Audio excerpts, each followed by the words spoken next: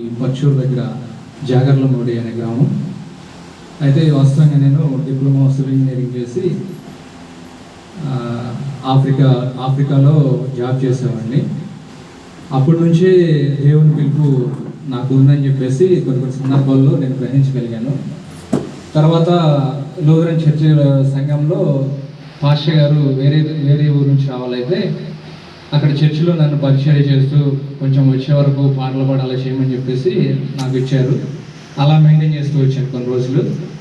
తర్వాత మళ్ళా ఆ పరిచయకి వెళ్ళాలని నాలో ఇంకా భారం పెరిగిపోతుంది. అయితే దేవుడు ఇది కలిగేసాడని నాకే తెలియదు. నేనేమనుకుంటున్నానంటే నా పక్కన నేను ఎప్పుడూ పాస్టర్ గారితో తిరుగుతాను కదా, అందువల్ల నాకు పరిచయకి వెళ్ళాలని ఇంట్రెస్ట్ వస్తుందేమో అని చెప్పేసి నేను పెద్ద పట్టించుకోకుండా అలానే వెళ్తున్నాను.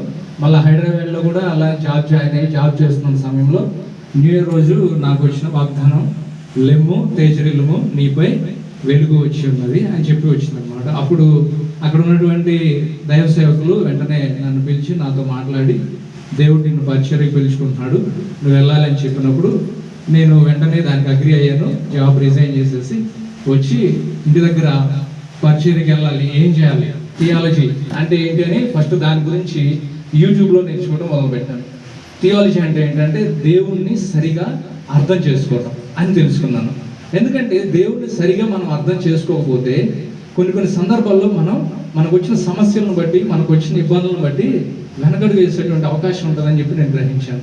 ఇంకా దాని గురించి నేర్చుకోవాలని ఎంతో ఆలోచనతో ఉండగా మా ప్రభు బ్రదరు నన్ను ఒకరోజు కలవడం జరిగింది. కలిసి పలానా ఇక్కడ ఉలవపాడు దగ్గర శ్రీనివాసరావు సార్ అని ఉన్నారు, అతను మంచి నాలెడ్జ్ బైబిల్ మొత్తం నీకు ఎటువంటి వాస్తవ విషయాలు సత్యమైనటువంటి వాక్యాన్ని చెప్పగలడు, ఇట్లా క్లాసులు ప్రారంభిస్తున్నారు సారు, నువ్వు వస్తే బాగుంటుంది అని చెప్పినప్పుడు నేను ఆలోచించాను. అంత దూరం నుంచి వచ్చి మనం ఇక్కడ ఎంత కష్టపడాలి, అంత దూరం నుంచి రావడం అసంభవంలే అని చెప్పేసి నేను అనుకున్న తర్వాత అయినా వీళ్ళు బాధపడలేక ఒకరోజు అన్న వద్దాం, ఫస్ట్ రోజు వచ్చేసి చూద్దాం అని చెప్పి ఫస్ట్ రోజు వచ్చాను.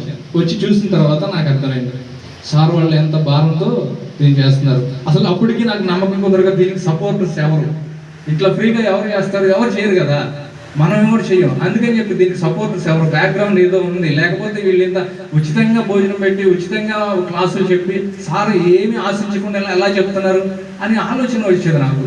తర్వాత దాని గురించి అన్నను అడిగాను. తర్వాత చెప్పారు అన్న, ఏం లేదు సార్ భారం ఏంటంటే దేవుని కొరకు సేవకుల్ని సిద్ధపరచాలి, రాకడ సమయానికి ఆయన ఎంతమందిని అయితే కుదిరితే అంతమందిని సిద్ధపరచాలని ఆలోచనతో చేస్తానన్నప్పుడు నాకు ఇంకా సార్ వాళ్ళని చూసినప్పుడు, వీళ్ళ పరిచర్య ఇవన్నీ చూసినప్పుడు నాలో ఇంకా దేవుడు ఆ ఉత్సాహాన్ని పెంచాడు అనమాట. ఇంకా నాకు వేరే ఆలోచన ఏం లేదు. ఇంకా మనం కూడా ఎంత కష్టపడైనా పరిచర్యలో ముందు కొనసాగాలనే ఆలోచన నాకు వచ్చింది. ఇక కంటిన్యూస్గా క్లాసులు రావడం మొదలు పెట్టాను. ఒక్కరోజే నేను ఆబ్సెంట్ అయ్యాను. ఆ రోజు కూడా మా మామగారు ఒక ఆయన చనిపోవడం వల్ల ఆ రోజు సార్ని పర్మిషన్ అడిగి నేను ఆబ్సెంట్ అవ్వడం జరిగింది. అయితే క్లాసులో చాలా నేర్చుకున్నాను. మెయిన్గా ఏంటంటే కృప, దేవుని కృప లేకపోతే మనం ఏం చేసినా అది సక్సెస్ అవ్వదు అనేది నేను గ్రహించాను అనమాట. సార్ చెప్పినటువంటి క్లాసులో నన్ను పట్టుకున్న టాపిక్ ఏంటంటే కృప, తర్వాత మ్యాన్ వర్సెస్ గాడ్, రక్షణ కదా, ఇట్లాంటి చాలా అంశాల మీద సార్ మాతో మాట్లాడడం జరిగిందనమాట. ఇవన్నీ నన్ను చాలా ఎంకరేజ్ చేస్తూ వచ్చాయి అనమాట. కాబట్టి నాకు ఈ అవకాశాన్ని ఇచ్చినటువంటి సార్కి, అదేవిధంగా ప్రభు బ్రదర్కి, ఇంకా సంఘ స్థాపన అనే టాపిక్ తోటి మాట్లాడిన రమేష్ సార్ గారికి, అదేవిధంగా జాన్ బ్రదర్ గారికి, ప్రతి ఒక్కరికి వందనాలు తెలియజేస్తూ ఇప్పుడు నిమిషం